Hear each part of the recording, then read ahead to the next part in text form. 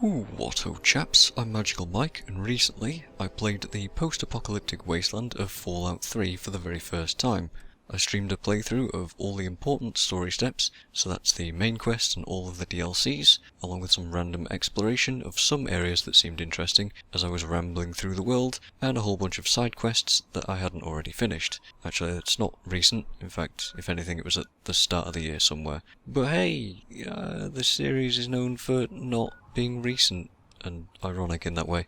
So I'd say that I've seen most of the game. There's a few unmarked locations about here and there, and a bunch of marked ones as well, but there's a reason I decided not to explore those things. So let's start from the top. Yep, getting it to work isn't a topic I usually bring up in videos like this, but Fallout 3 is right on the edge of being great out of the box. It just isn't quite there anymore with modern hardware and operating systems. Like, for example, it suffers from micro stutters a lot. It's a 32-bit executable and has limited access to your RAM.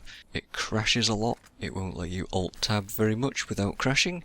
It still relies on Games for Windows Live, which is defunct now, and probably a whole host of other problems that I can't think of right now.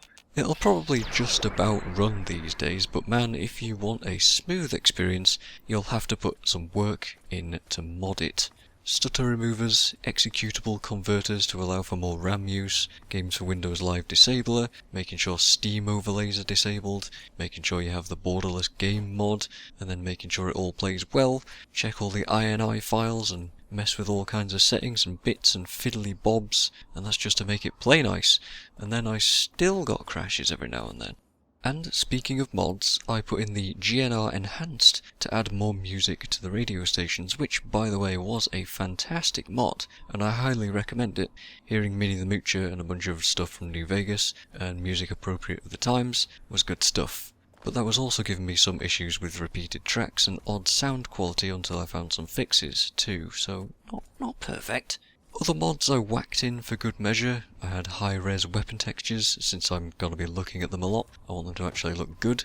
Street lights to add some fancy atmosphere to some of the destroyed streets at night. Eve for way better energy weapon sounds and visuals. It makes lasers and plasma weapons so satisfying, by the way, so I do recommend doing that. The sprint mod, because not being able to sprint kinda sucks.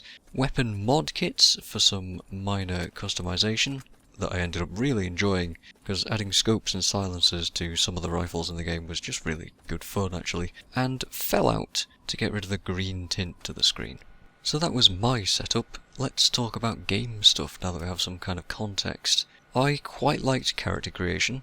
Visually, not so much. Characters in Bethesda games are always pretty ugly. I don't know why they suffer from this disease, and the animations aren't always very good, but mechanically I found it fun. The GOAT exam was a fun way to determine my class, or what my character should be doing flavour-wise, even though I ended up customising that afterwards anyway. I'll say that the tutorial section is probably a bit long for repeat playthroughs, but the first run through was fun.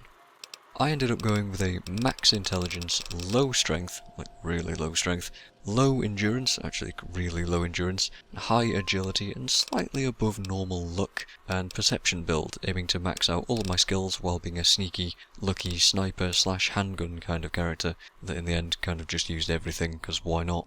So after spending many hours sneaking around and sniping, I was able to basically use everything, including rocket launchers, miniguns, and all the crazy Gatling lasers and all that sort of stuff. The sense of identity that those special numbers gave the character, those weaknesses in low strength and endurance and health, became a non-factor, which is a bit of a weakness in the character creation aspect, but also a choice, because I did take the almost perfect perk. I could have just avoided that if I wanted to, but I don't regret it, because man, it was actually really fun to go around destroying absolutely everything late game, with some seriously badass heavy weapons. Plasma thrower in particular was really good, missile launchers, the alien weapons, Gatling lasers as I said, miniguns, heavy incinerators, Tesla cannons.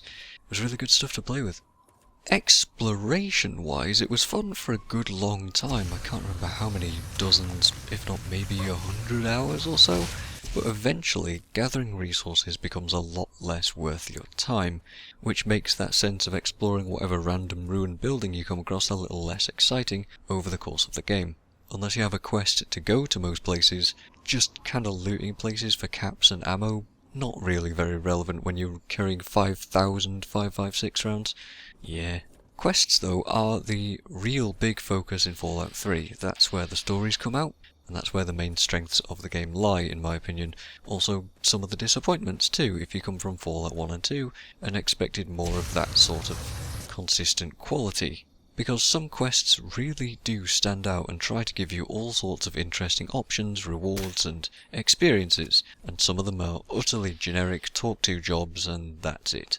Moira's Wasteland Survival Guide quests were a great introduction to that sort of stuff, but then if you take Mothership Zeta, which was a whole DLC, I think that one was overall pretty dull, just kind of combat in corridors the entire time. Talking to President Eden was a direct reference to the Master Conversation in Fallout 1, but done so much less interestingly. I had thought that the choices and dialogue was well done at first, but looking back on it, I realised how little choice I actually had to affect how that went. But that's just one example. For every good quest, there are some average ones.